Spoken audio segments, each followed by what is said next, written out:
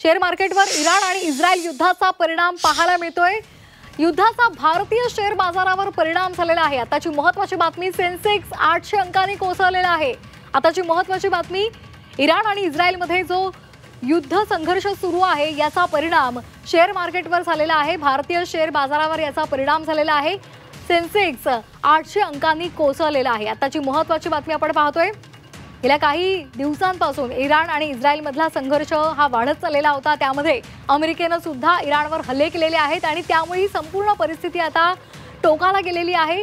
Iran आणि Israel एकमेकांवर हल्ले करत आहेत। दोघांमध्ये तीव्र संघर्ष पाहायला मिळतोय आणि या सगळ्याचा परिणाम भारतीय शेअर मार्केटवर झालेला पाहायला मिळतोय। सेन्सेक्स 800 अंकांनी कोसळलेला आहे। मुंबई शेअर बाजाराचा निर्देशांक 800 अंकांनी कोसळलेला आहे। भारतीय शेअर मार्केटवर हा परिणाम पाहायला मिळतोय।